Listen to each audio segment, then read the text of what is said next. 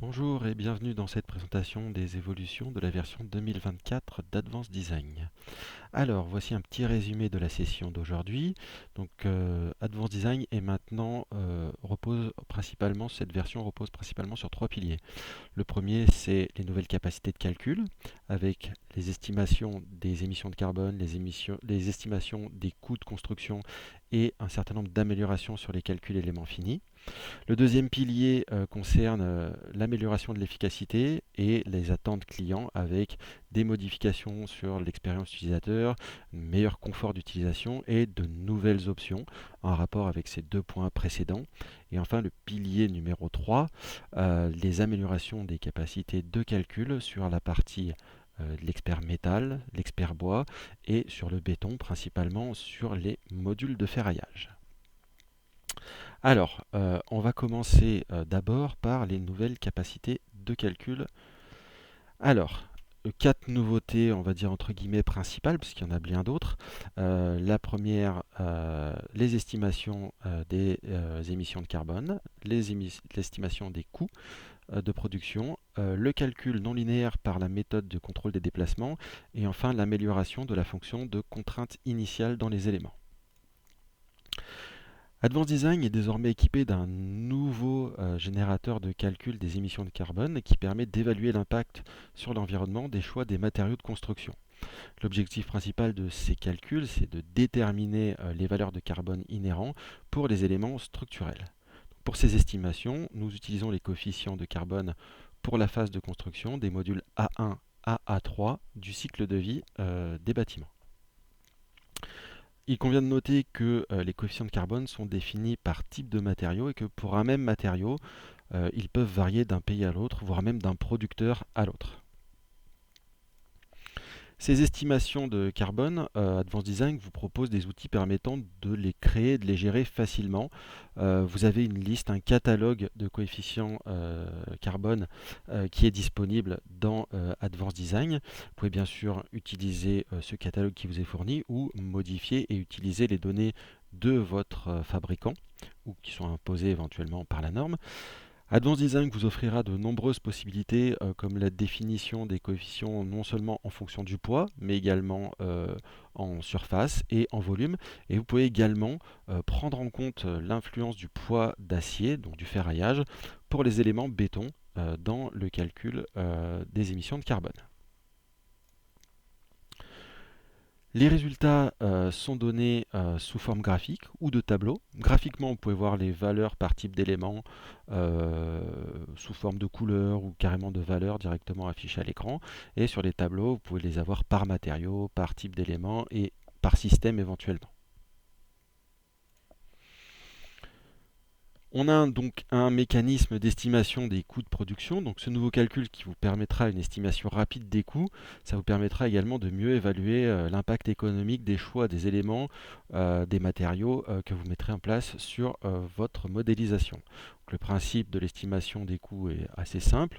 Vous devez multiplier simplement la quantité de chaque matériau et d'éléments par le prix unitaire que vous avez défini. Alors, notez que contrairement aux émissions de carbone, le catalogue fourni est vide.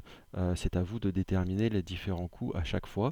Bien sûr, vous pouvez remplir le catalogue par vos données et les utiliser dans d'autres modélisations. Donc, il y a un certain nombre d'outils qui vont vous permettre de définir et d'attribuer les coûts unitaires, soit à des matériaux, soit directement à des éléments. Et ça fonctionne de la même manière que les estimations de carbone. Donc je vais vous montrer un petit peu ces boîtes de dialogue directement dans Advanced Design. Donc voici un modèle Advanced Design déjà construit. Ici dans l'onglet gestion, vous avez maintenant la possibilité ici, en cliquant sur la partie facteur carbone, d'avoir ici un certain nombre d'éléments. Donc ça c'est le catalogue qui vous est fourni. Si vous voulez l'importer directement et vous en servir dans le modèle, bon après vous pouvez éventuellement renommer les éléments ici.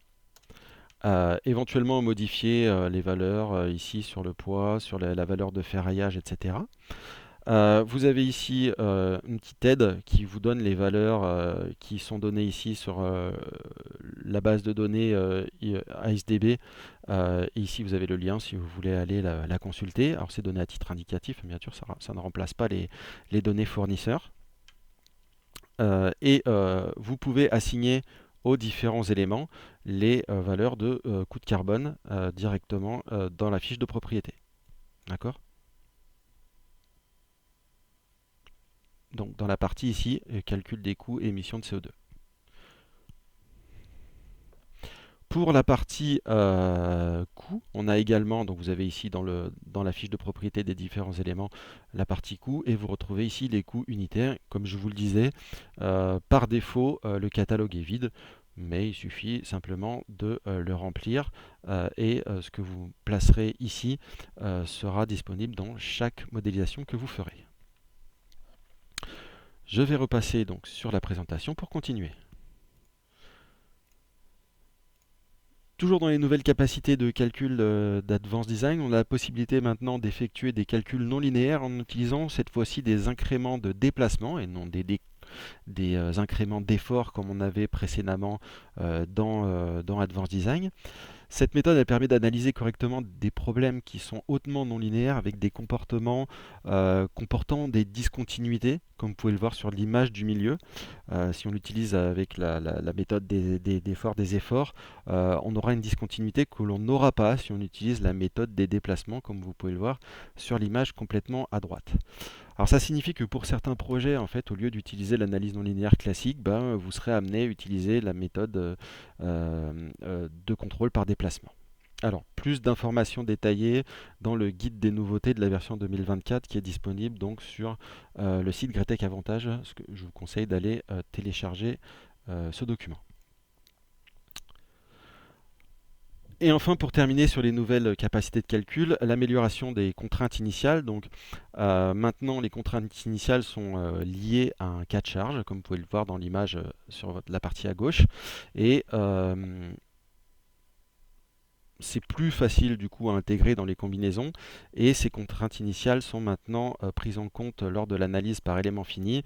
Là pareil, beaucoup plus d'informations et des exemples détaillés dans le guide des nouveautés de la version 2024 sur la manière dont ça a été intégré directement dans Advanced Design.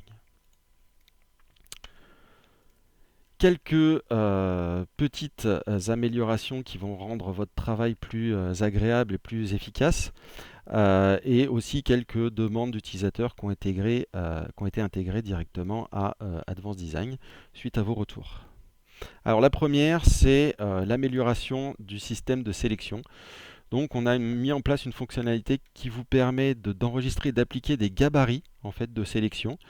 Ça signifie que vous pouvez faire une sélection graphique et l'enregistrer pour y accéder très rapidement à n'importe quel moment, que ce soit en phase de saisie ou en phase d'analyse. Et vous pouvez également enregistrer des critères de sélection. Ça, c'est la première modification qui a été faite.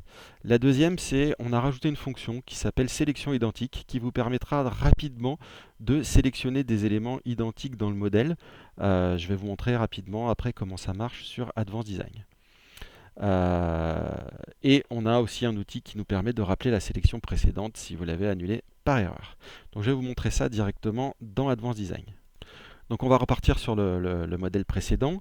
Alors la première fonction de sélection que je vais vous montrer, c'est la sélection identique que vous pouvez avoir directement ici via un clic droit. Donc vous voyez ici vous avez sélection identique et vous avez un certain nombre de paramètres qui sont disponibles pour cette sélection identique. Propriété principale, par exemple pour un élément filaire, ça va être sa longueur et sa section.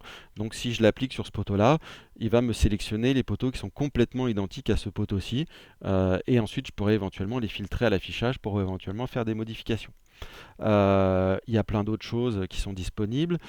Pour les éléments filaires, vous allez avoir l'épaisseur que vous n'aviez pas sur les éléments filaires.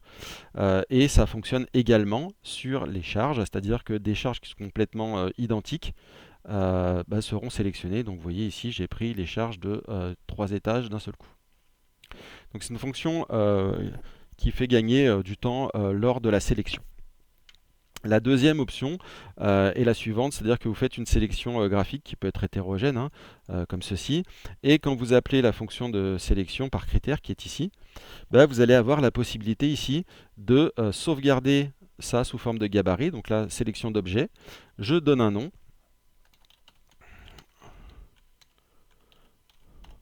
je valide, et cette sélection est maintenant disponible ici dans la liste, et je peux l'appeler à tout moment pour la resélectionner. Donc c'est disponible en saisie et c'est également disponible en phase analyse. Vous avez également la possibilité en sélection par critère de venir sélectionner un certain nombre de choses, par exemple les filaires qui sont en C2530 et qui ont une section de, je sais pas moi, 25 par 60. Et ça, vous pouvez l'enregistrer de la même manière, vous pouvez lui donner, euh, voilà, et vous pourrez la rappeler n'importe quand. C'est-à-dire que ici, j'ai pas de sélection, et ici, maintenant, dans la liste, je peux appliquer cette sélection-là très facilement, et du coup, la filtrer. Donc voilà, les deux fonctions au niveau de la sélection qui vont, je pense, euh, vous faire gagner beaucoup de temps. On va rebasculer sur la présentation. Autre amélioration, c'est une recherche plus rapide des profilés dans les bases de données. Donc sur la boîte de dialogue maintenant des sections, vous allez pouvoir filtrer les propriétés de la base de données soit par type de section, c'est-à-dire directement dans la liste, vous pourrez choisir carré creux, I, U, etc. Et ça va filtrer automatiquement l'ensemble de la liste des catalogues uniquement sur ce type de section-là. Ou alors vous pourrez filtrer à partir d'un texte. Voilà. Alors je vais vous montrer, c'est assez rapide à utiliser et à comprendre le mode de fonctionnement. Donc il suffit d'aller ici dans la gestion des sections,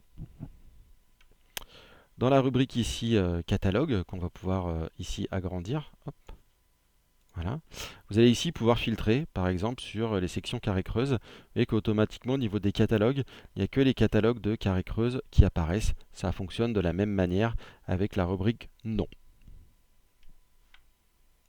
Donc on va repasser sur la présentation.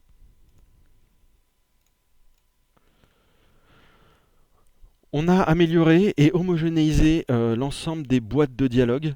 Donc les boîtes de dialogue, elles étaient unifiées, non seulement pour moderniser le logiciel, mais voilà, ça donne aussi une perception euh, d'unité au logiciel sur votre travail au quotidien. Et vous avez certaines fenêtres qui ont été grandement modifiées, comme la fenêtre de sélection par critère. Alors, je ne sais pas si vous avez remarqué, mais effectivement, cette fenêtre a été grandement modifiée, ne serait-ce que pour rajouter les gabarits, mais également pour rajouter d'autres fonctions que je peux vous montrer rapidement. Donc cette fonction de sélection par critère, ici, cette fenêtre, pardon. Donc ici, on est sous forme de liste plutôt que sous forme d'onglet, ce qu'on avait avant. Ça posait des problèmes pour certaines langues, avec parfois des valeurs trop grandes. Et ici, les modes de sélection et les modes de combinaison ont également été modifiés pour vous proposer des options supplémentaires pour rendre tout ça plus rapide et plus clair. Voilà, donc ces nouvelles fonctions sont directement disponibles grâce à l'homogénéisation des boîtes de dialogue. On va repasser sur la présentation. Un petit plus, meilleure localisation. Donc on a ajouté pour l'Amérique du Nord des nouvelles bases de données de matériaux et des bases de données de sections pour les profilés formés à froid.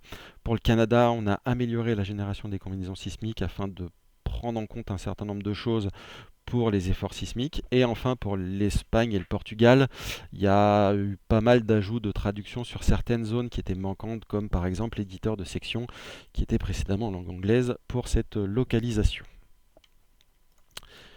Quelques améliorations qui ont été demandées par les clients. La première qui est assez importante, c'est que dans des cas avec des modèles qui comportent plusieurs milliers de combinaisons de charges, le temps de génération est vraiment amélioré. Et ensuite, quand vous travaillez avec des systèmes plutôt de type plancher champignon, vous savez qu'Advanced Design va automatiquement vous créer des liaisons maître-esclave. Et maintenant, ces liaisons maître-esclave sont automatiquement classées au moment du calcul, sont automatiquement classées dans un système dédié. ce qui vous permettra de les filtrer et de les regarder plus facilement. Donc ça facilite considérablement la gestion des liaisons maître-esclave automatiques. On va passer sur les différents experts, métal, bois et béton. Alors, sur la partie métal, tout d'abord, comme je vous l'ai dit précédemment, on va avoir un certain nombre de choses pour le marché américain. Donc la vérification des profilés formés à froid selon la norme américaine AI SI S100. Voilà, ce calcul concerne tout ce qui est calcul structurel des sections et profilés formés à froid avec toutes les vérifications nécessaires pour cette norme-là. Ces sections-là, vous pouvez les calculer soit avec des sections paramétriques, mais aussi avec les différentes bibliothèques. Comme pour le C3, on est capable également de faire un calcul avec les 7 degrés de liberté. Donc c'est un calcul au second ordre qui va inclure le gauchissement comme pour l'Eurocode 3. Et dans ce cas-là, il faut également activer la stabilité avancée. Pour le C3, on a maintenant l'analyse du voilement par cisaillement pour les sections I. Donc c'est conformément à l'Eurocode 3, partie 1.5. Donc cette vérification qui peut être critique pour les sections I de grande hauteur, qui sont utilisées dans pas mal d'ouvrages type pont la plupart du temps. La méthode qu'on a mis en place se fait avec la méthode de la largeur efficace. Et cette analyse vous demande de prendre en compte, enfin peut prendre en compte, pardon, l'existence de raidisseurs transversaux. Donc maintenant, dans Advanced Design, vous avez la possibilité, donc dans un nouveau chapitre de la fiche de propriété, de définir des raidisseurs transversaux et de donner leur position le long de l'élément. Bien sûr, toutes ces vérifications-là sont présentes dans la note de calcul détaillée. On a maintenant également plus de contrôle sur les calculs des profilés formés à froid à l'Eurocode 3. Il y a des options supplémentaires pour la définition des longueurs de flambement et de déversement. Pour le flambement, on a la possibilité de définir les longueurs critiques. Et pour le déversement, on peut maintenant définir des maintiens intermédiaires ou même des maintiens continus le long des profilés formés à froid. D'accord ? C'est pas écrit dans la diapositive, mais c'est pour les profilés formés à froid. Et là, pareil, des nouvelles détails sur les coefficients, leurs valeurs directement dans les fiches de profilés. On a maintenant une nouvelle attache qui est disponible, donc c'est les tubes soudés creux, rectangulaires et carrés, qu'on peut définir dans Advanced Design et dans le module Advanced Design Steel Connection. On a plusieurs configurations qui sont possibles et qui sont données par l'Eurocode 3, donc avec une, deux ou trois diagonales, qui sont constituées de tubes carrés ou rectangulaires. La poutre principale, quant à elle, peut être soit un tube, soit une section en I. Et ces nouvelles attaches, comme je vous l'ai dit, elles peuvent être modélisées directement sur ADSC, donc le module, mais elles peuvent être également modélisées dans Advanced Design et transférées ou ouvertes dans Advanced Design pour faire le calcul avec le module. Toutes les vérifications nécessaires, y compris la vérification des soudures, sont effectuées conformément à l'Eurocode 3, partie 1.8. On va maintenant passer sur le calcul bois. Alors sur le calcul bois, deux choses principales. La première va vous permettre de faire tout ce qui est calcul de poutres moisées, donc vérification des poutres en bois avec des sections moisées rectangulaires espacées selon l'Eurocode 5 partie 1.1. Et bien sûr, vous pourrez créer du coup ces sections par un nouveau type de section paramétrée qui est disponible et que je vais vous montrer juste après dans Advanced Design. On a également bien sûr le calcul des poteaux moisés, suivant la même partie de l'Eurocode 5. Là, par contre, vous aurez le choix entre 2, 3, 4 éléments identiques séparés et la vérification complète de la charge axiale et de la charge sur les différentes fixations qu'on pourrait mettre en place. Voilà, donc là, vous pouvez choisir, comme vous voyez sur la boîte de dialogue, le type de connecteur, etc. et puis les longueurs d'espacement. Donc ça, je vais vous montrer dans Advanced Design où se situent les différentes options. Donc on va créer un élément filaire en bois. Vous avez ici donc le matériau bois. Et au niveau des sections, on va pouvoir venir chercher donc les nouvelles sections tout en bas, donc les sections moisées. Vous allez pouvoir ici rentrer le nombre de membrures, donc vous avez un choix ici. Bien sûr, l'espacement est toujours constant, donc c'est à vous de choisir les différents espacements que vous avez ici, donc espacement entre les membrures. Voilà, et c'est à vous de définir ces différents paramètres. Une fois que vous avez validé ça, la section est automatiquement activée sur l'élément. On peut le voir ici en zoomant. Donc il faut que je le... Voilà, ici, si on le fait comme ça, on le verra encore mieux. Vous voyez ici donc la section moisée donc, qui sera du coup calculée. Les différentes options correspondantes sont dans la fiche de propriété dans l'expert bois. Dans l'expert métier, expert bois, vous voyez ici, vous avez la fonction ici de poteau moisé avec la différentes longueurs de tronçon et les différents modes de connexion que vous pouvez avoir pour liaisonner les trois sections. Pour les poutres, vous aurez une autre fonction. On va repasser sur la présentation et on va continuer sur les nouveautés bois.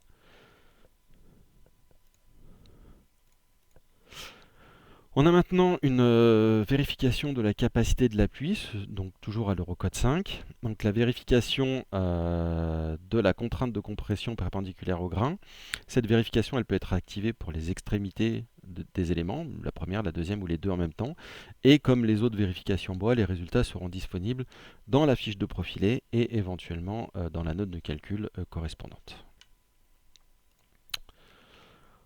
On a également la vérification des poutres dites avec entaille. Donc là c'est pareil, vous allez avoir du coup la possibilité d'avoir des entailles en partie inférieure ou supérieure, comme vous pouvez le voir sur les schémas issus de l'Eurocode. Et la vérification de la contrainte de cisaillement se fait au niveau de l'entaille, suivant l'Eurocode 5 partie 1.1. Comme pour l'Eurocode 3, donc le métal, on est maintenant capable à l'Eurocode 5 d'optimiser les sections, non seulement en fonction du taux de travail, mais en plus en fonction de la flèche, et les deux critères sont valides en même temps.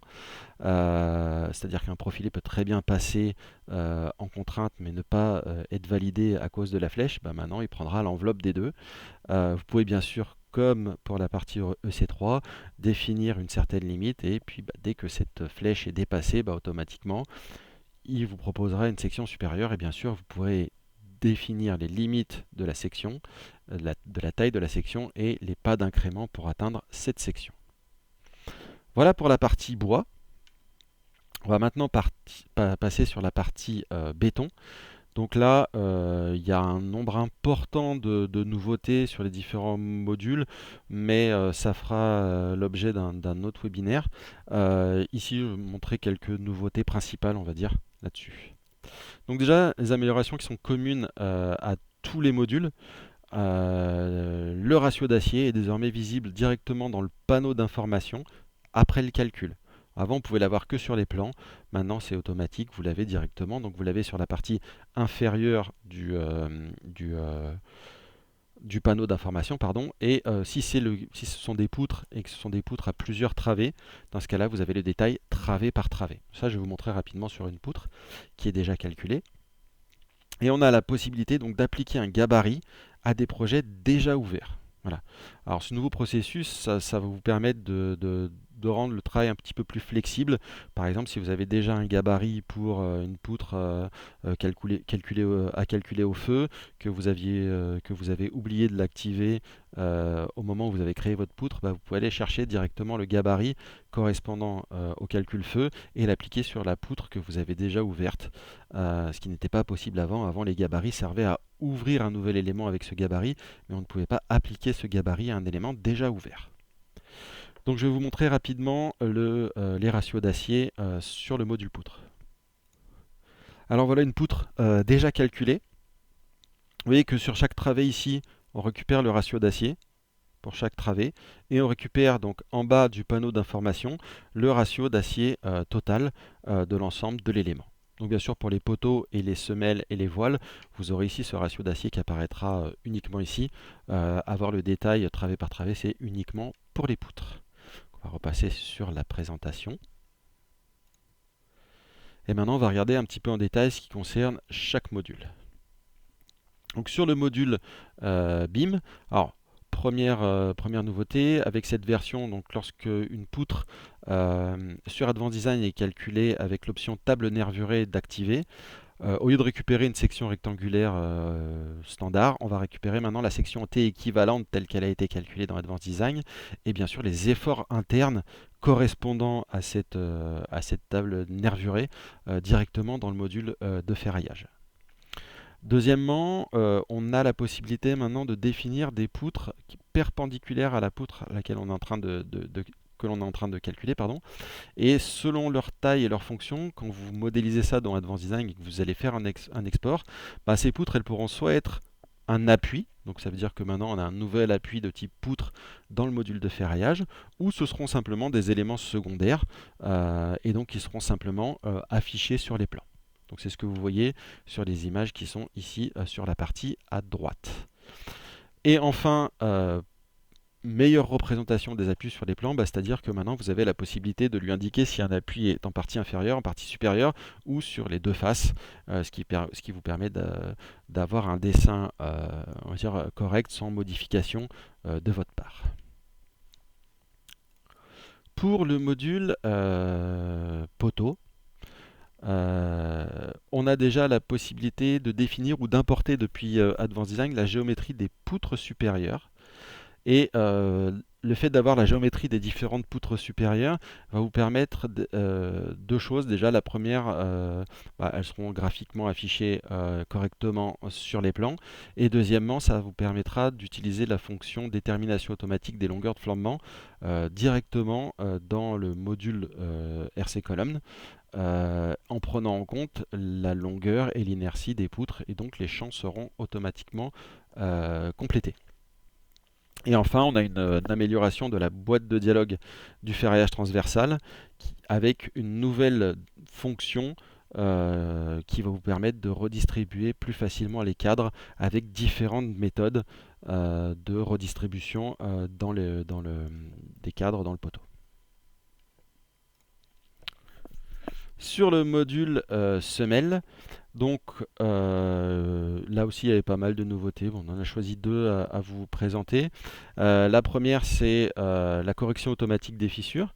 Donc là, c'est assez simple, c'est comme sur le module poutre, de corriger automatiquement le ferraillage, c'est-à-dire d'augmenter le ferraillage si la largeur de fissure est dépassée, pour réduire simplement les ouvertures de fissures et qu'elles soient dans la limite donnée.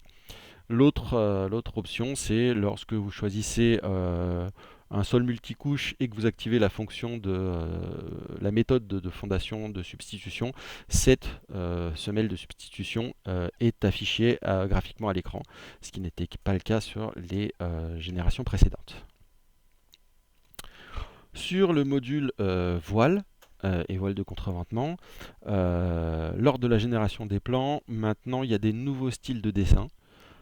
Vous avez la possibilité d'avoir un style de dessin avec simultanément les nomenclatures des barres et des treillis soudés. Ça existait déjà précédemment dans les versions antérieures, mais il fallait générer la nomenclature de treillis soudés à part et l'intégrer manuellement au plan. Maintenant, on vous fournit directement des styles de dessin avec les deux nomenclatures, ce qui vous évite de faire le travail supplémentaire d'incorporation de la nomenclature des treillis soudés. Ensuite, pour les murs de contreventement, et uniquement les murs de contreventement, vous avez la possibilité d'exporter et d'importer les torseurs via Excel. Ça vous permet éventuellement d'apporter rapidement des modifications parce que c'est un tableur.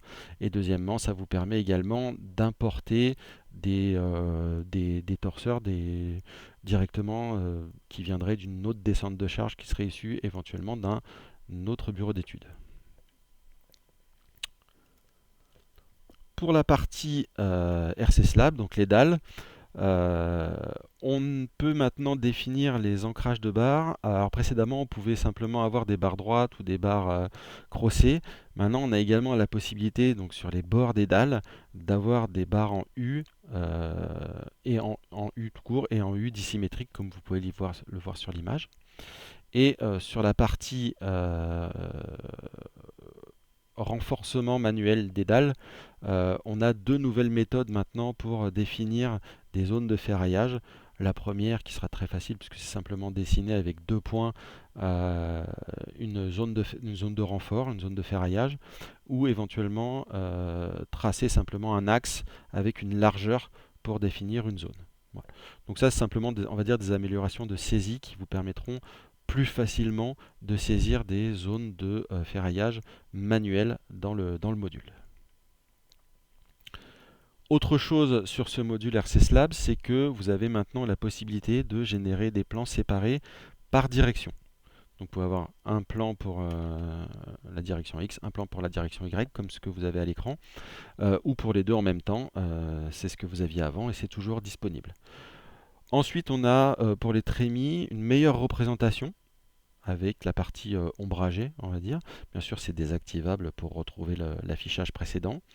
Et enfin, il y a eu pas mal d'améliorations sur tout ce qui est annotation des barres. Alors déjà, l'algorithme de positionnement des annotations a été modifié pour éviter tout ce qui est collision avec les barres ou collision avec une autre annotation. Et ensuite, vous avez maintenant la possibilité de modifier manuellement la position des parties de la notation. Donc vous pouvez déplacer par exemple le repère de la barre alors que vous déplacez pas la ligne de côte. Voilà. Donc c'est tout ce genre de petites modifications qui ont été apportées donc, sur le module Slab au niveau des plans. Bah, écoutez, voilà pour la présentation générale des nouveautés sur Advanced Design. J'espère que ces informations ont été intéressantes pour vous. Je vous conseille vivement de télécharger le guide des nouveautés 2024 qui est en français et qui est disponible directement sur le site Gretec Avantage. Je vous remercie et je vous souhaite de passer une excellente journée.